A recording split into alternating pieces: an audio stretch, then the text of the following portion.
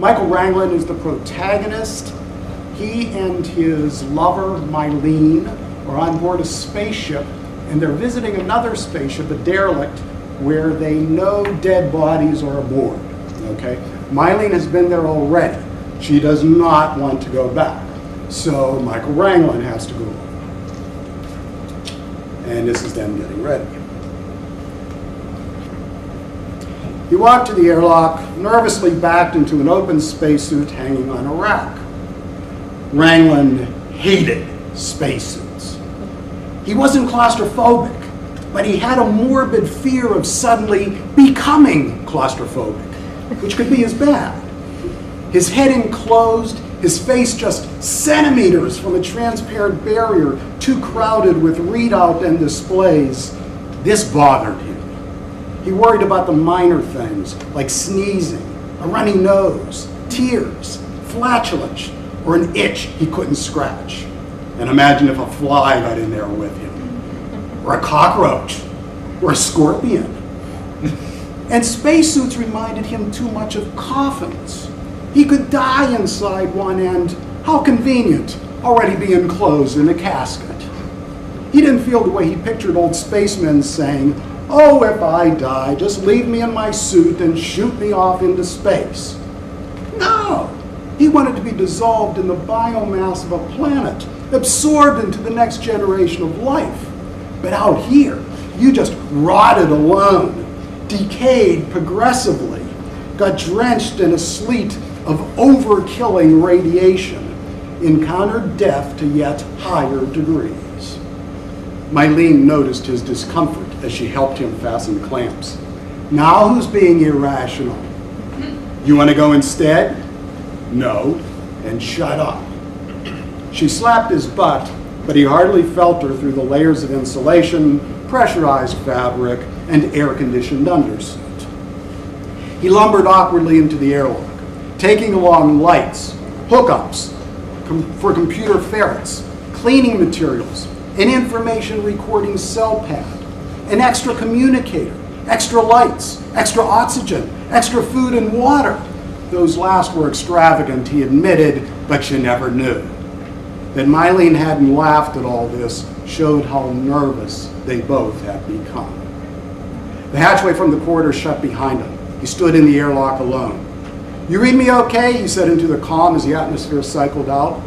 5 by 5, she replied from the bridge. "What does 5 by 5 mean, anyway?"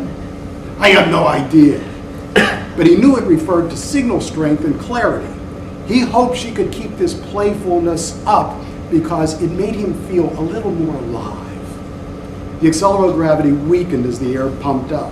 He felt himself rising from the deck, becoming weightless. But as always, he had grabbed an anchoring handhold as soon as the pump started. The lights turned green beside the outer hatch. He flipped the switch. The hatch slid by noiselessly in the vacuum.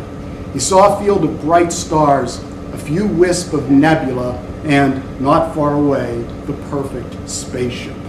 There are reasons why it's perfect, but we won't get into that. He pulled himself out of the opening and on cautious thrusters glided over toward the ship.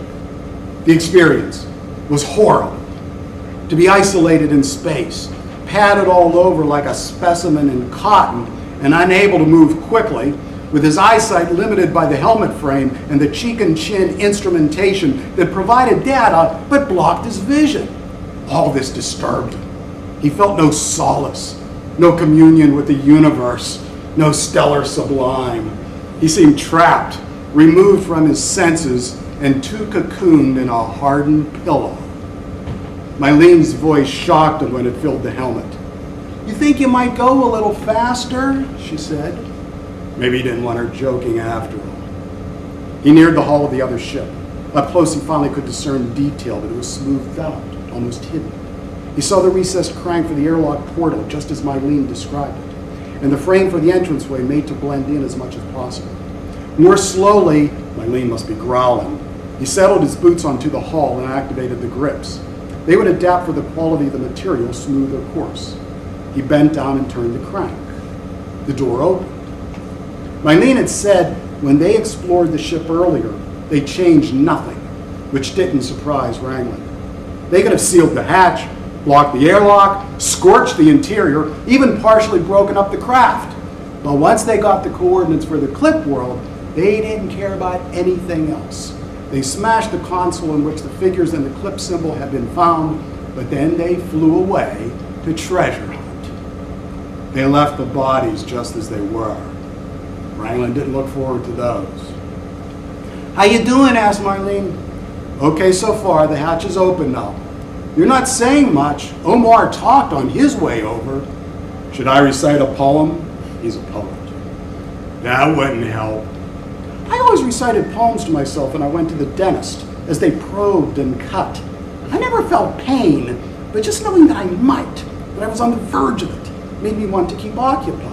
I'd think through every poem I memorized."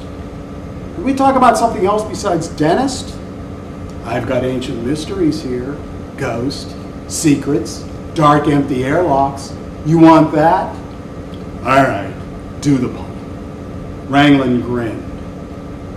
The humor went away as he entered the airlock.